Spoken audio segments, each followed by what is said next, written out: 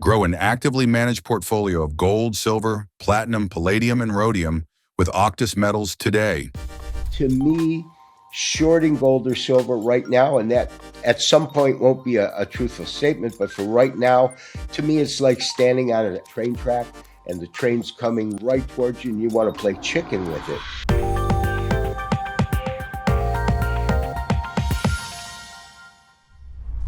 Welcome to another Auctus Edge. I'm your host, Patrick Vieira. Gary Wagner, editor of the goldforecast.com, joins us today. Gary, welcome to the Auctus Edge. How are you doing? I'm doing excellent. Great to see you again, Patrick. And what an exciting time to be looking at the precious metals. They are on fire. On fire is the word. I'm wondering if excitement is also an understatement lately with what we're seeing. But I'll jump right into it. So thank you for being here, Gary. You have been firmly, repeatedly telling us about gold and silver and about how both these metals are going to move to the upside pretty much exactly like how we are seeing today. The one question though, did you expect the speed, the quickness, the way the metals have moved? Absolutely not. I was looking for higher prices. The numbers we're looking at now, silver above 100, gold challenging 5,000 and now 5,100 unsuccessfully today. But those were numbers I was looking for, but I was anticipating that would be more towards the end of the first quarter, at least February. I didn't expect the kind of parabolic move that we've seen, although we were positioned properly. It's a pleasant surprise to underestimate the strength of the metals. Yes. Why did it happen this way? In your view, was it we saw this momentum? Was it because of the, let's say, economic uncertainty, fiscal uncertainty, monetary uncertainty? I can go on and on, geopolitical uncertainty, but what was it that brought in this momentum where we've seen it snowball seemingly every day or week to week? All of the above, absolutely all of the above. It's been a coalescence of factors that have come together at once. And when you add that to an uncertainty factor in terms of our current administration here in the US, it just gives it more impetus to move quicker, faster, and harder to the upside.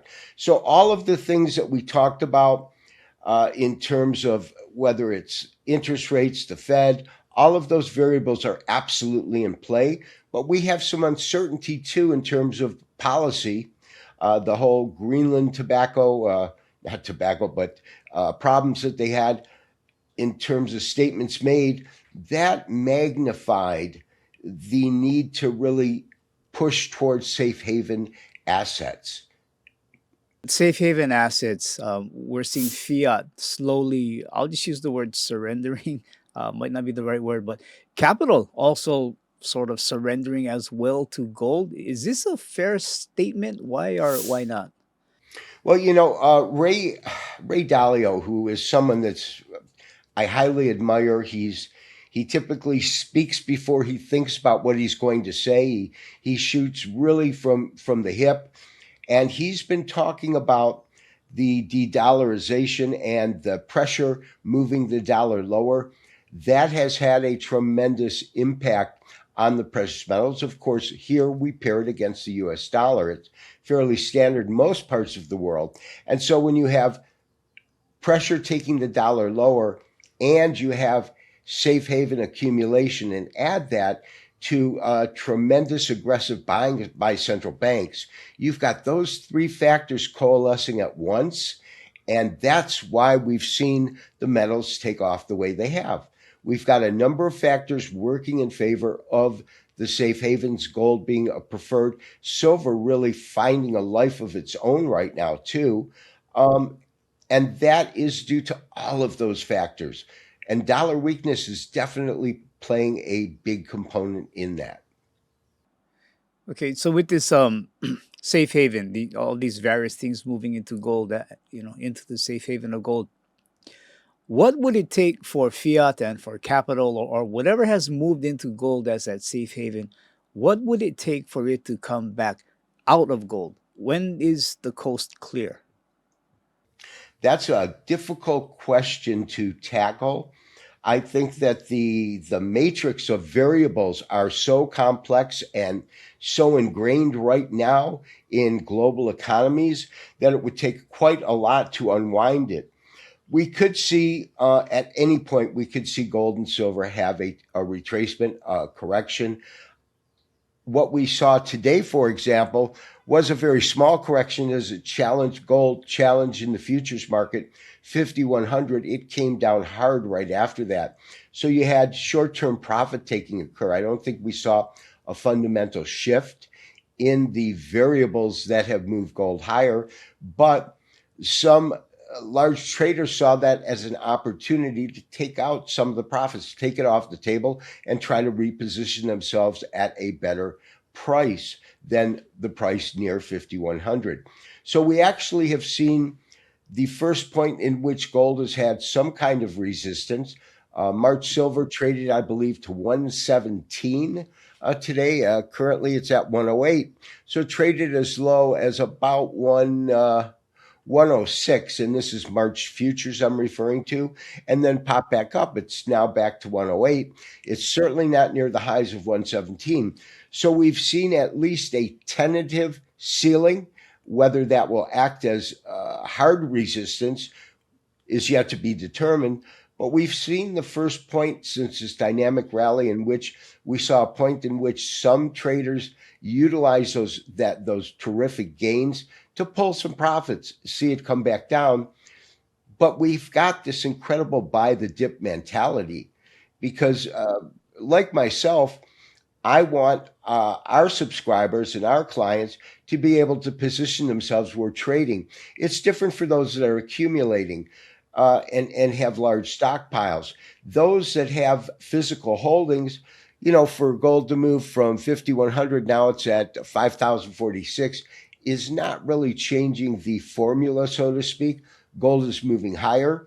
And certainly those who've been accumulating and stocking up on physical gold, physical silver, they're in good profits. So a swing a little bit to the downside doesn't really affect them either way. I would think they would need more downside to accumulate more because we are looking at these metals at all-time record highs. And when you get that, I think it was Paul Ben Bernanke, and he was saying this in regards to interest rates, but I think it's applicable to gold and silver. He said trees don't grow to the sky. They never have. They never will. In other words, there are going to be absolute tops or price points in which it's gone from an extremely overbought scenario to when they're acting on it. We saw a little bit of that today. But what is remarkable to me is that even though they, for example, with gold, they took it to 57.90, it's at 5,044. Even when they moved the needle and moved it down, the low that came in was just right above 5,000, about $5,006, and they bought that dip up quickly. So anytime we're seeing profit taking come in, and we haven't seen much of it, we did see it today. But as it came in, what was interesting is how quickly it moved off of those lows. There was that point at around 5,100, at around 5,000, where traders said, you know what, this is an opportunity to enter, not the point to sell it or to fade these markets. To me, shorting gold or silver right now, and that at some point won't be a truthful statement, but for right now, to me, it's like standing on a train track and the train's coming right towards you and you want to play chicken with it. I don't think that that's the wisest way to play the metals right now. I think that you're just going to get crushed. There will be a point, as I said, trees don't grow to the sky. There will be an absolute top. There will be inevitably a correction.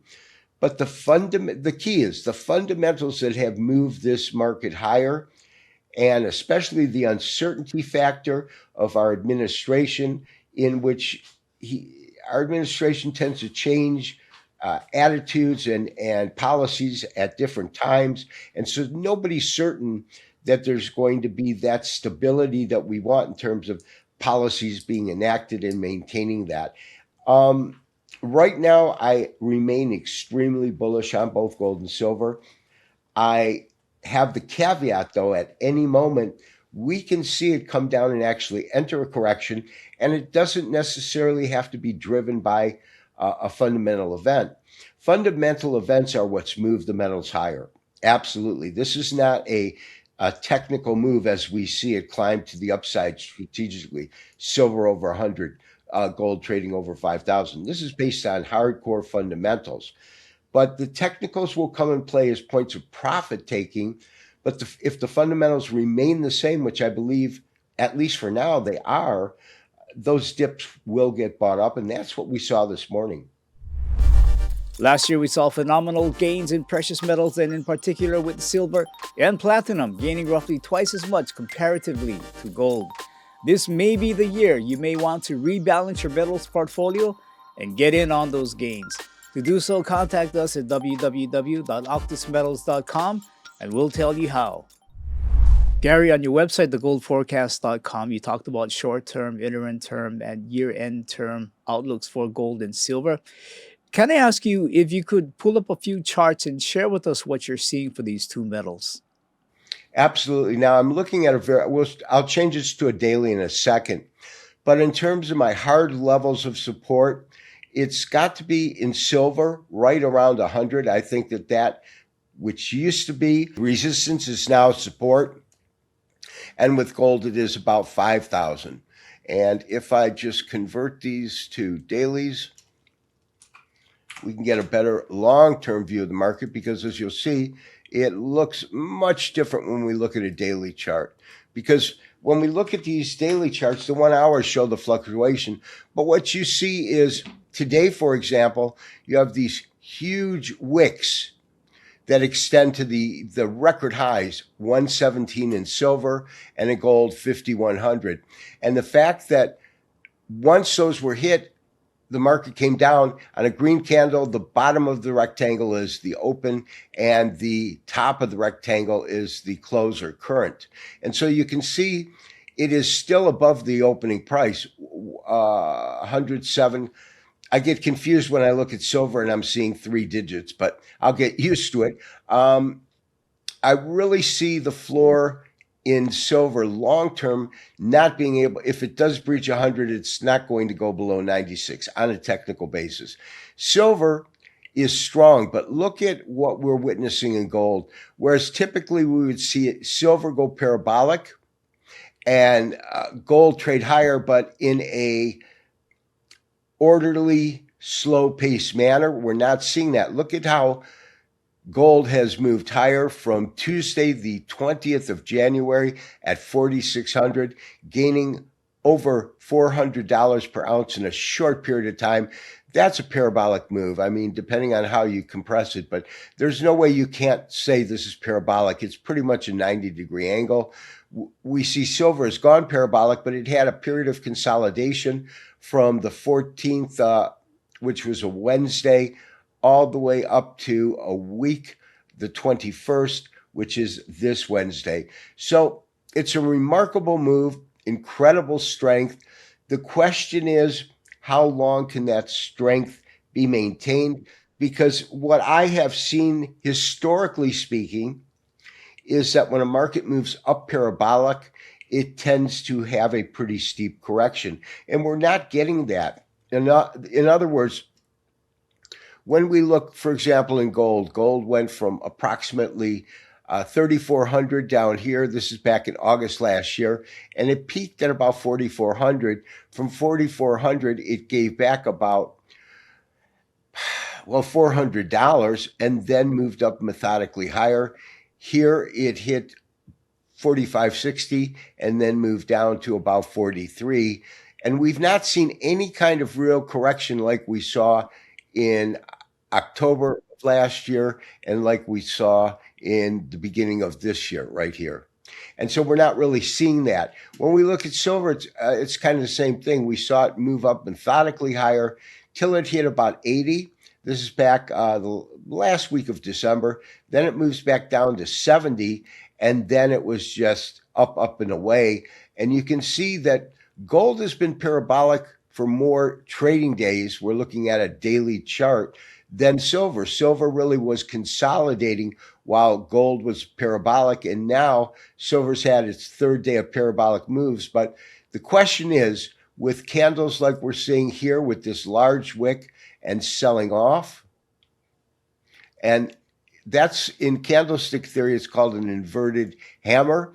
A hammer, you'll find the same pattern, very small body, very large wick. At the bottom of the market, we call that an inverted hammer. At the top, if the small body was at the top of the wick, that would be a hangman. So we're seeing these, this is simply called a shooting star here and here. And a shooting star can indicate potential for corrections in the market. We haven't seen it yet. What we did see is they took, for example, silver down to 103, but then bid it back up above the opening price. The same with gold, but the relationship between the open and current on gold is much less defined. It is much thinner. Call it 5,011 opening and 5,024 close. So the differential is, about $10 to $11.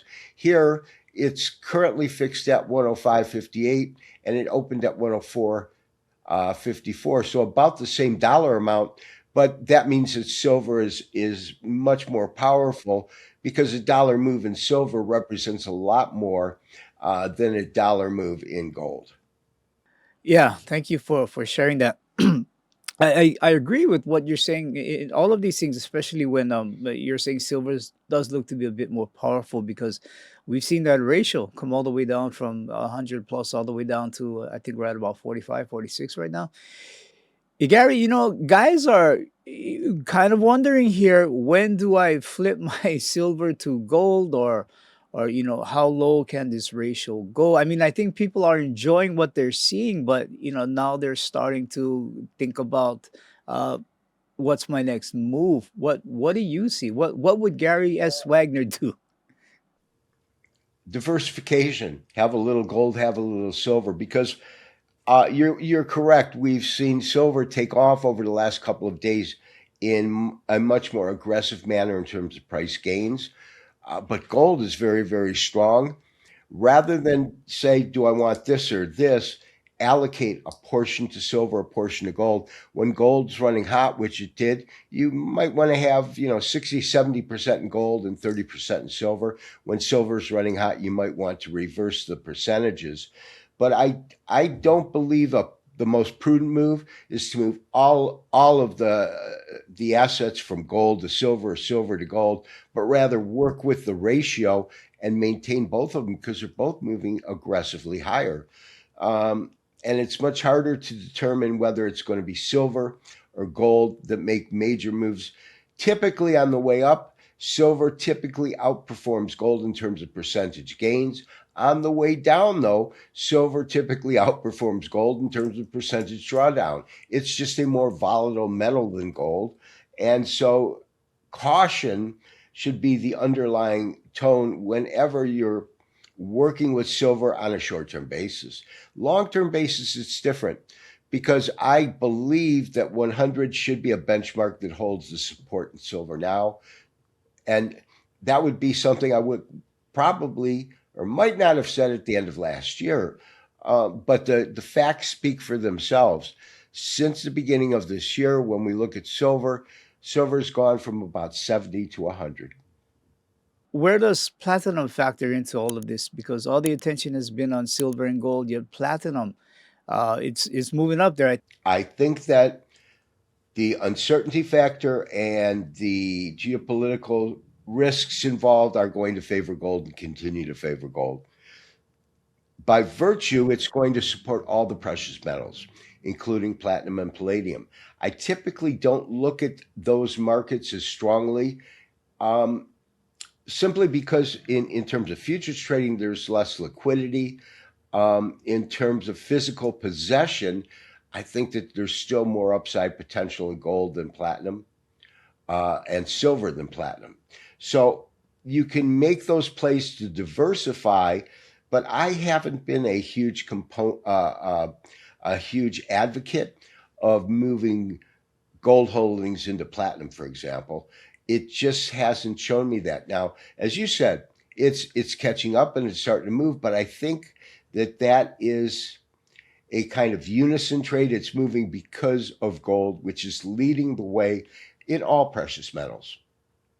You think we'll still continue to see central bank buying up gold and the industry still moving into silver and both these metals, well, actually silver in this deficit? Do you think this is going to continue on? Short answer, yes. Um, there's a reason that central banks are selling dollars, and they're not. They're taking their dollars to buy gold holdings and build their assets in that. There is a reason that the large government banks are not as comfortable with dollars as they were a year ago, and the fact that they're moving them into gold is a huge statement.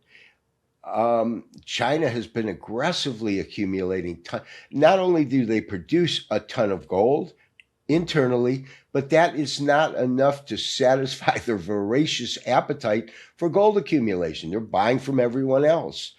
And as long as we see central banks moving dollars to gold, rebalancing their asset sheet with the various asset types, historically, dollar was put into the role of safe haven. What's a safe haven? Well, you want to put it into dollars, you want to put it into metals. Not so much with the dollar anymore. We're seeing underlying weakness, and whether it has to do with the huge budget deficit that we have, uh, that's not that's not just in this country. The deficit itself is growing across the board in multiple countries. So the fact that they're moving out of currencies into precious metals tells you, at least on the surface, their belief is that there's more stability in the price move of gold and silver than there is in euro dollars, Japanese yen, or US dollars. All right. So 2026, more of the same, where we're going to see more and more assets rotating into precious metals. Yeah. Now, listen, I can't say this without not raising concern, but just awareness. At any time, we should or will see a correction in the market. Gold actually has just turned negative at $5,004. At any point, we will see a correction come in, but the key distinction, any correction, in my opinion, all things being equal, is profit taking and not a market sentiment shift from bullish to bearish. Rather, it's an opportunity to grab what you have on the table before it moves lower and then reposition yourself. I won't be surprised if we see, gold hit 5,100 and now it's testing 5,000. It's been holding that all morning. Now it's moving back up $5,010. So people buy the dips really aggressively in this market. And the same thing with silver. Silver's now down to 104.53, and we'll see if it can move down. I would expect it to hold in terms of silver basis March futures 103. That's yesterday's close. The fact that it moved to 117 and then sold off so harshly, the fact that gold moved to 5,100 and sold off so harshly, tells me that there is absolute limits in these markets. There are ceilings. And I think we witnessed that ceiling today. Does that mean that's it? That gold won't break 5,100 or silver won't break, call it $115? No, not necessarily, but we might have some sort of a correction in between the point where it sells lower. That's an opportunity to buy the dip. I believe the smart traders will believe that, whether we're right or wrong. We could be right or wrong, and we don't know until proven that way if it does start to sell off. But what I found is that every time gold and silver have challenged these lows today, they've popped back up. So we'll have to see if it can continue to do that, or if what we're looking at is the beginning of a round of profit taking. It would be a correction, but I think it would be shallow at best. As I said, $90 in silver. And in terms of gold, I would have to say maybe 4,800, 47.75 in gold. And that at some point we're going to see A lot of the traders and speculators who believe they missed this, okay, I have another opportunity to re-enter. We could see that if it does correct, see it go deeper, but I would look at these as opportunities rather than the end of a bull run.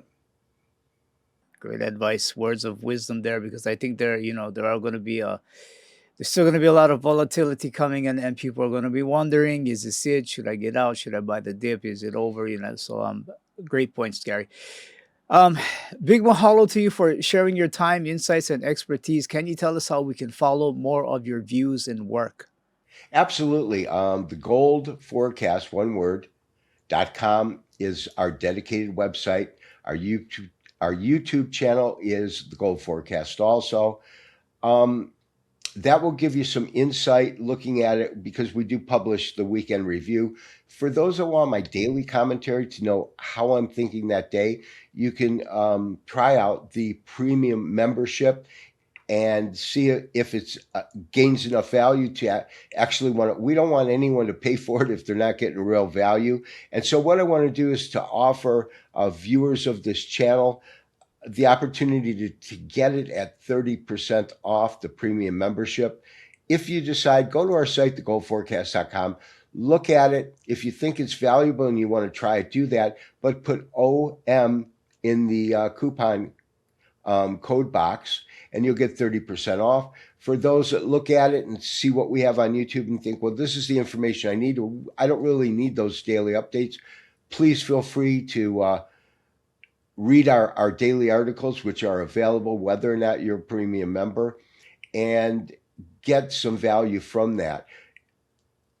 Thegoldforecast.com is the best way to look at it.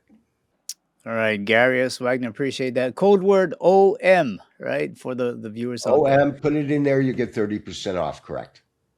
All right, appreciate that, Gary. You've been a big help. It's been a while since we've had a chance to chat, and I want to thank you. Wish you a great year ahead, and let's see where these medals go. It's going to be interesting. Same to you. It's good to see that you found a home where you're smiling again. You're comfortable. I'm glad to see that. We've known each other way too long to not be supportive of each other. Yeah. All right, Gary. Thank you. Really appreciate that. So we'll be in touch. Got to get you back on. You got it. That was Gary S. Wagner from thegoldforecast.com sharing his insights on the markets and metals. And this may be the year for you to reallocate your metals holdings. If you'd like to know how you can do just that, please do contact us at www.auctusmetals.com.